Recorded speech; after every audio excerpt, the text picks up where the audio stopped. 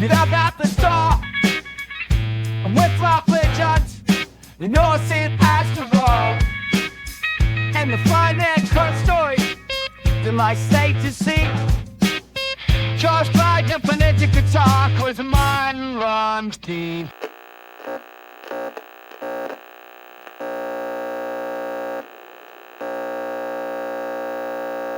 Знаете ли кога разбираме, че цялата тази идея с нациите е била изключително неадекватна? Когато дойдат извънземните. Като се появят мощни, развити, свирепи създания с големи ногти и зъби, отровна плюнка и изключително зъл нрав, едно от първите усещания точно в този момент е колко безумна е била нагласата ни да не харесваме сърби, китайци, мексиканци или Доналд Тръмп. Сърбите не са много за харесване, но всъщност и ние не сме. Май никой не е. Човечеството изглежда на моменти изпаднало в пълна варварщина. Всеки е способен да те прегази с кола, колело, тротинетка или дори с кейборд, след което да започне да те обижда, защото не си на правилното място. Всъщност, може и да не е така при цялото човечество, може би е само у нас. Не знам. Всеки трябва да намери този отговор за себе си, което значи да се качим на самолет, да отидем някъде далеч и да наблюдаваме. Наблюдението е научен метод. След което, като се върнем, понеже сме дори по-умни, отколкото твърдим, че сме, вероятно ще изпаднем още по-сериозно в едната от двете крайности. Или ще станем крайно внимателни и любезни към околния свят, защото сме осъзнали, че такъв съществува, или още по-убедено ще продължим да го газим систематично с всичко подходящо за превозно средство. Или да го подритваме, като ходим пеша. Кое би трябвало да ни е най-скъпо и най-ценно извън близките и семейството? И защо те са ни най-ценни всъщност, след като ни ядосват най-много, взимат ни най-много от личното време, правим най-много жертви за тях. Понякога до степен, че човек се отказва от собствените си желания, планове и мечти. Колко ирационална е човешката природа. В моментът, в който двама души се съберат заедно, едно от първите неща, които се случват е някой да установи власт над другия. Не ми харесва това, не ми харесва онова, няма да правиш това, няма да правиш онова, започват да валят едни забрани. Всъщност би трябвало да получаваме най-силната подкрепа за реализиране на най-важните си планове и мечти от най-близките си. Например, ако искате да станете американски гражданин, сега е момента да се заселите в Гренландия. И категорично сега не е моментът половинката ви да ви казва неща като там е много студено, не ми харесва, не съм съгласен или не съм съгласна да ходиш там. От кога връзките станаха форма на собственост върху живота на другия човек? Това прозвуча малко като от сексът и градът. Ужас. И така, светът, нацията или човекът? Разбира се, че на човекът и на хората изобщо много не може да се има доверие. Особено на семействата. Какъв е смисълът да се борим срещу авторитарни режими или диктатори, ако вкъщи има още по-строг режим за какво не може, какво не трябва и какво няма да правиш? И това му викат семейни и традиционни ценности. Замисляли ли сте се, че държавите, в които няма свобода, се крепят на семейства с нищожна или отсъстваща такава? Семействата, в които цари деспотизъм, ни учат от малки. В тези семейства, в които цари деспотизъм, ни учат от малки на страх, принуда и най-вече на подчинение. В такава семейна среда излизането навън на разходка в парка прилича на пътуване сред природата в Уайоминг. Красота, зеленина, спокойствие, усещане за свобода. Все неща характерни за щатите, в които управлява Републиканската партия. Добре, да и тук-там някой непознат, който е успял да се измъкне от къщи, като нас. Като чуете някой яростен борец за традиционните семейни ценности, не традиционни, а традиционните, членувано. Ако чуете разпалено да ги защитава, може и да е свестен, но е вероятно и да е домашен деспот, чийто личен свят би рухнал, ако най-близките му помиришат усещането за лична свобода.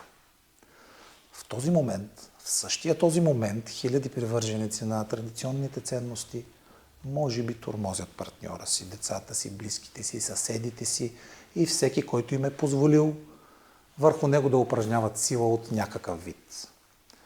Казвам партньор, защото в природата са на лице два пола.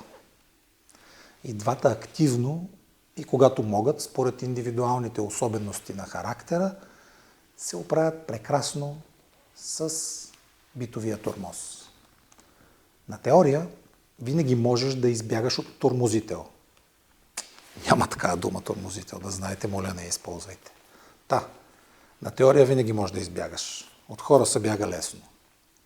По-трудно е да избягаме от държава, която се е захванала сериозно, да се доказва като нация обаче. При най-малките наченки на такива намерения не е лошо да се сетим, че светът е една немалка планета, разграфена с молив или химикал на територии, върху които хора, обсебени от мания за власт, си играят на разпространяване на традиционни ценности или пък са заети да ги разгромяват и то в максимален географски обхват. Това се нарича държава и на битов жаргон можем да го наричаме още политика. Да, политиката е стремежът да наложиш твоя начин на мислене върху хора, които виждат света по напълно различен начин. Това е една от важните задачи на държавата и изобщо на модерната нация. От жена си или мъжа си, в зависимост от личния избор, може и да не успеем да се оттървем лесно, но можем. Не така стоят обаче нещата с един свят, в който редица малки и големи държавици не просто се ръфат цяла вечност, ами са напълно неподготвени да се защитят в момента, в който рухне широко разпространената илюзия, заблудата, че сме сами в космоса. Не ви ли се струва безумна идеята за собствената ни космическа самота? Не е ли ужасно глупаво да си мислим, че сме толкова уникални и неповторими, че подобно нещо, като тук, на тази планета, да не се е случило никъде, ама никъде другаде? Има само една плоскост, на която такова разсъждение вирее и се развива. А именно, че сме сами във Вселената. Може би звучи правдоподобно поради една много проста и тривиална причина. Възможно е, и това е причината, ако повечето от космическите ни съседи са хвърлили по едно око на Земята, видяли са какво е дереджето и си казали, не, там не е за ходене. Тогава сме обречени на космическа самота. Един човек, едно населено място, държава и защо не цяла една планета могат лесно да станат напълно нежелано място за посетители. Когато никой не идва на гости, за това има две основни причини. Или домакинът не иска никой, или околните нямат желание да го посещават. Разбира се, има и много други битови аргументи, но сега не говорим за тях. Става въпрос за културната перспектива, за социалната култура, която не трябва да следва модела на историята, създаден от Освалд Шпенглер, за когото стана дума в епизод 5 на Заради нормалността. Иначе казано, моля ви да не позволяваме на културата, която за съжаление май вече е станала цивилизация, да премине в нова фаза. Да стане самодостатъчна, арогантна, да се затвори в себе си и подобно на мъж от унгарски произход, преминал 50-те години, да гледа подозрително и с неприрязан на всички други хора, с изключение на... Обещах ви по някое време в миналия епизод да не го споменавам това име на тая държава. Кое ви е най-близко до сърцето? Най-важното място, там където живеете, родната ви държава или светът? Допускам, че това, което ви заобикаля, което ни заобикаля, е най-важно. Най-малкото, защото сме избрали да живеем там. И аз съм така, само че живея на няколко места и затова главата ми е често в състояние на много специфичен геомишмаш от география. Това обаче само ми помага да видя, че всъщност най-важното нещо е светът, а не родната ни страна. Тоест националната ни държава. И да, знам, че за много хора това е шокиращо. Но има обяснение. Защо? Ами защото националната държава може и да спре да съществува. За някой тази мисъл може да е шокираща и абсурдна. Но миналото, което наричаме история, е буквално натъпкано с изчезнали култури, с изчезнали държави и даже с изчезнали цивилизации. Погледнати в много дълъг период от време, те така правят. Изчезват. Появяват се, задържат се известно време, надуват се от гордост, опияняват се от съществуването си, стават самодостатъчни и после изчезват. Или пък си сменят името, като поставят географско обозначение отпред. Като, например, Северна Каролина или Дакота. Каква е разликата между Каролините и Дакотите? Една пунктирана линия, която някой е начертал на карта. Да сте виждали някъде природата да си чертае линии и граници? От природна гледна точка, как разбираш, че си попаднал в Сърбия, например? Как? Като чуеш да говорят на развален български, карат застави и кюфтетата стават за ядене. Защо повечето от нас наоколо са против? Пак стигнахте до там. Защо повечето от нас са против трансполовото обращение дей, което всъщност не сме го чували, защото в нашия език няма аналог? Какво странно има в това човек да е толкова несигурен, толкова да не знае кой е, какъв е и какво да прави със себе си и живота си? Че това е често срещана форма на лична човешка несигурност. Такива сме си. И знаете ли, кое е най-хубавото и най-нормалното?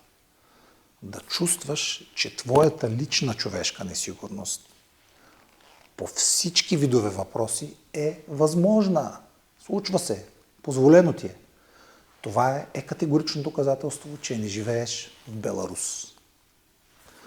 Да се чувстваш до толкова объркан, че да си изпаднал в трансполово състояние, може да е субективно себеусещане, може да е лиготия, причинена от материална презадоволеност, може да е и често е резултат от наличие на толкова много свободно време, че човек започва не просто да мисли глупости, а да се чуди за глупости и после започва да прави само глупости.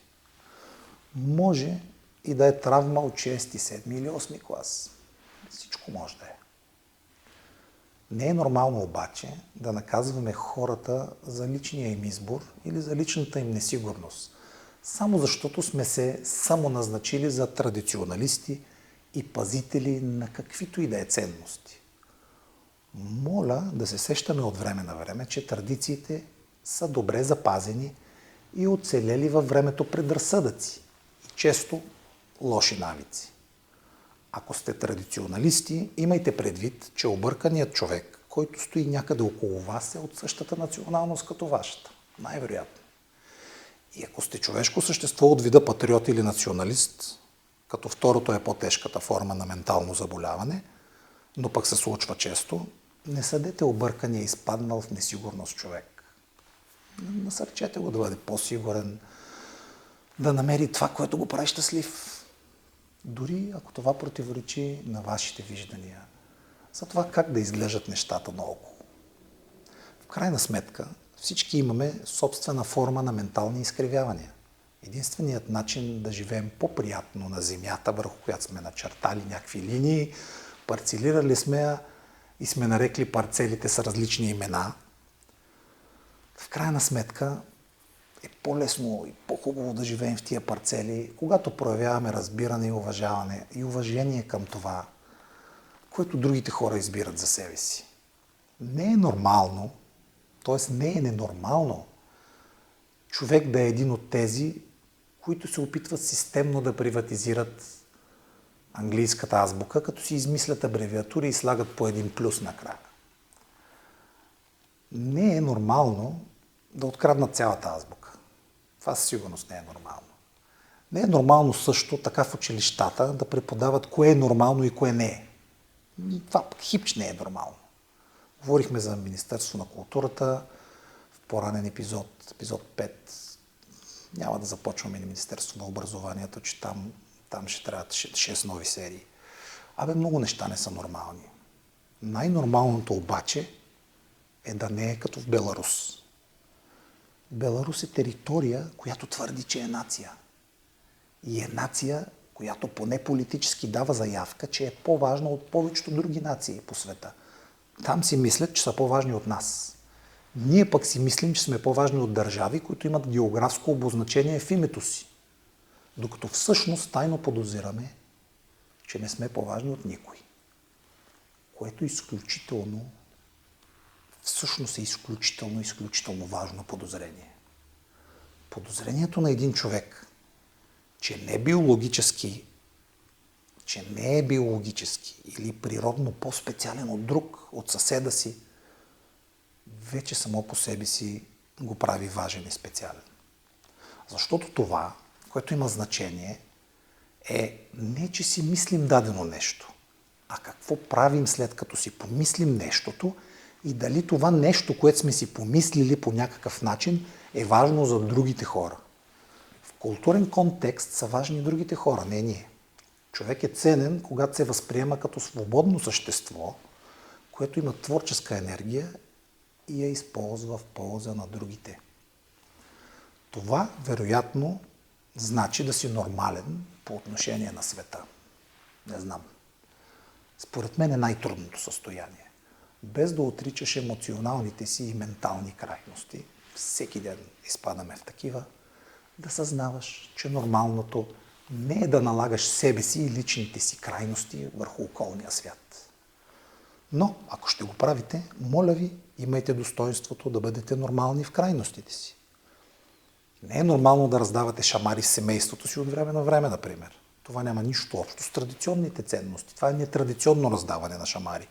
Домашното насилие не може да бъде проява на прищявка. Ако сте истински традиционалист, това трябва да го знаете. Днеска така, утре иначе. Не.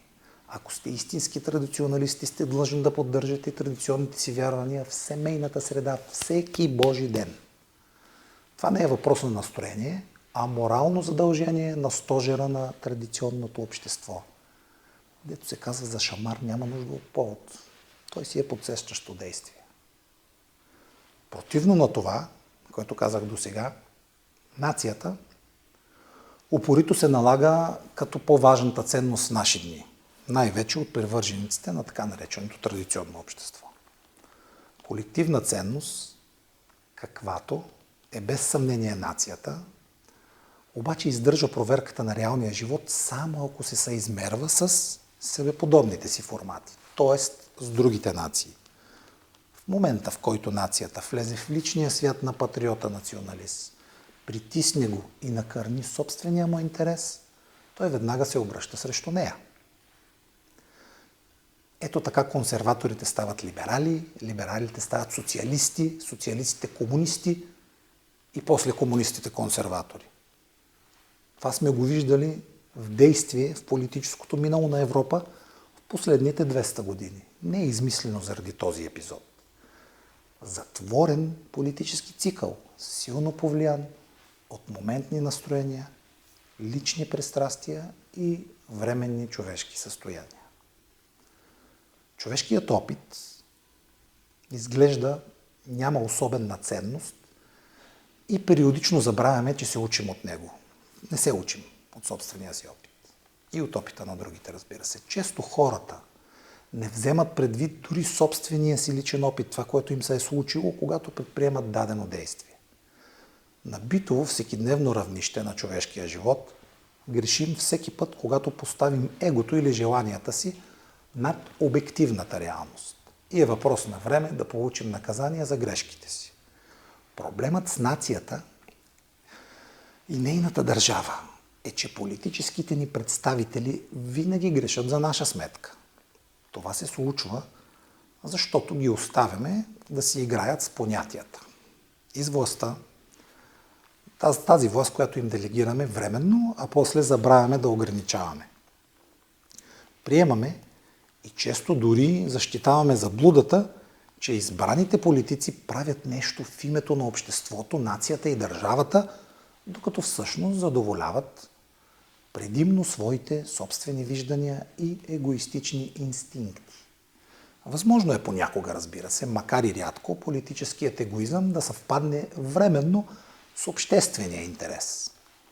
Когато обаче общественият интерес, т.е. баланса в дадено общество е нарушен, са прецакани и нацията, и отделният човек.